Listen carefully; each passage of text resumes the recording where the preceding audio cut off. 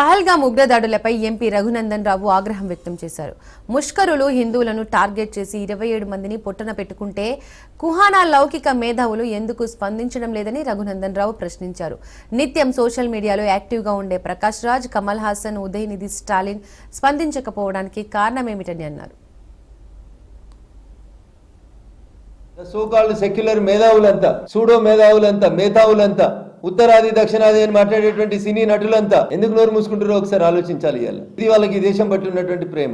హిందువుల మీద, మెజారిటీ ప్రజల మీద దాడులు జరిగినప్పుడు ఆ పెద్దలు చేసేటువంటి పని. ఏమైనా మీ నోర్లు తమిళనాడుకి వెళ్ళి, కర్ణాటకకి వెళ్ళి చాలా మాట్లాడతారు కదా. ప్రకాష్ రాజ్ గారు, కమల్ హాసన్ గారు, ద సోకాల్డ్ ఉదయనిధి స్టాలిన్ గారు, ఎందుకు మీ నోర్లు ఎందుకు మూతపడ్డాయి? మతం కాదు ఇది, హింస, టెర్రరిస్ట్ దాడి.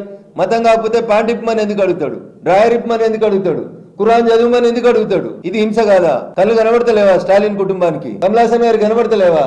ప్రకాష్ రాజ్ గారు అడిగేడుకో పోయేస్తాడు. మొన్న ఒక ప్రముఖ దినపత్రికలో రాస్తాడు, ఎవరు దేశద్రోహి, ఎవరు దేశభక్తుడు అని ఉమర్ ఖలీద్ గురించి రాస్తాడు. మినిమం సెన్స్ ఉండాలి ప్రకాష్ రాజ్, నీకు మినిమం సెన్స్ ఉండాలి. ఇలా ప్రకాష్ రాజ్ నోరు ఎందుకు ఓపెన్ అవుతలేదో ఒకసారి మాట్లాడాలి. అసలు మీరు హిందువులైనా, ఈ దేశ ప్రజలైనా, ఈ దేశం మీద కనీసం మినిమం ప్రేమ ఉందా మీకు అనేది చెప్పాలి. ఏం తప్పు చేసిరని అట్లాంటి టూరిస్టులను చంపితే కూడా మీకు నోరు రాకపోతే మీరు మనుషులు ఎట్లయితారు?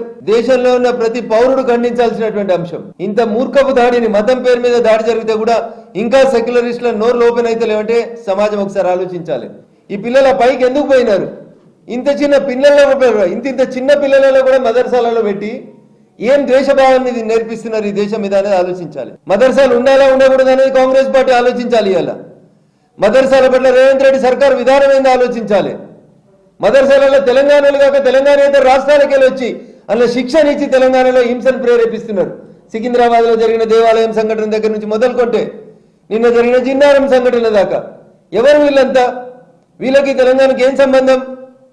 మదర్సా పెట్టుకుంటే వాళ్ళు ఏ రాష్ట్రంలో అయితే ఆ రాష్ట్రంలో పెట్టుకోరు చదువు చెప్పాలని ఉంటే. తెలంగాణను ఎందుకు ఇస్లామిక్ తీవ్రవాదానికి అడ్డాగా మార్చాలనుకుంటుంది కాంగ్రెస్?